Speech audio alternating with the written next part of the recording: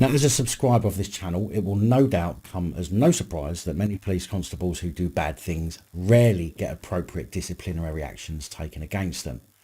We see this often with acts committed by police which would constitute a criminal act if it were you or I who committed it, being dealt with nothing more than a misconduct hearing resulting in words of advice or another equally inappropriate piss poor punishment, which, apart from making the public feel that justice hasn't been served, gives the police the green light to continue acting in a manner that would normally see a regular member of the public in jail over.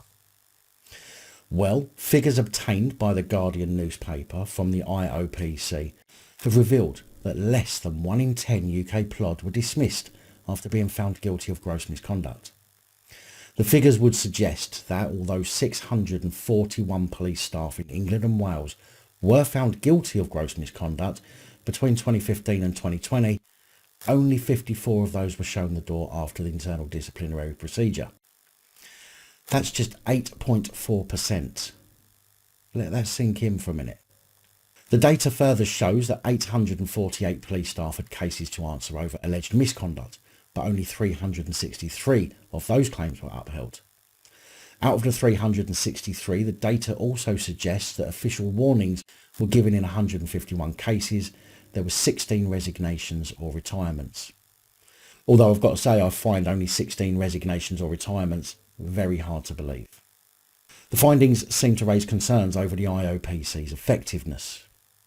But of course, let's not kid ourselves here. Concerns have been raised for some time over the Independent Office of Police Cover-Ups.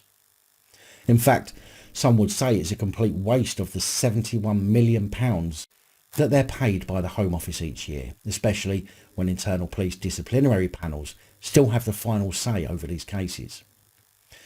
Victor Olisa, a former Metropolitan Chief Superintendent, has said that police officers run rings around the IOPC investigators in what amounts to an unequal relationship. The police service is not held to account like it ought to be, and that this data shows the rate of IOPC case to answer findings to actual disciplinary rulings really is quite low.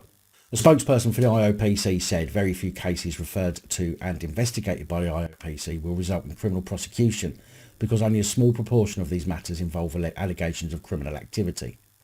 Now, what this means in reality is that unless they're looking for a scapegoat or one of their own does something so heinous or public, then they will work with the CPS to eliminate criminal charges and instead use the police's own code of conduct to hold them to account. I wonder, if I created my own code of conduct about use of force and then go and beat the granny out of some kid because I'm having a bad day, would the CPS allow me to simply give myself words of advice rather than a criminal record? They added, prosecution isn't the only route for holding police officers accountable for wrongdoing and only applies where criminality is involved.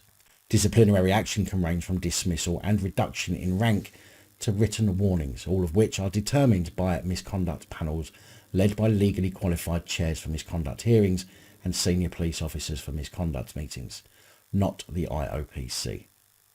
Now, what seems to be missing here is that many of these cases we talk about here on the channel are criminal. In fact, Section 26 of the Criminal Justice and Courts Act 2015 makes it a criminal offence for any plod to exercise the powers and privileges of a constable improperly and knows or ought to know that that exercise is improper. But yet, when was the last time we heard of any copper being dragged in front of a court over this criminal act? And in fact, has anyone ever heard of plod being found guilty of this? I haven't. It certainly makes you wonder what's going on when you realise that a police constable exercising the powers and privileges of a constable improperly refers to exercising a power or privilege of a constable for a purpose of achieving a benefit for himself or herself, or a benefit or detriment to another person.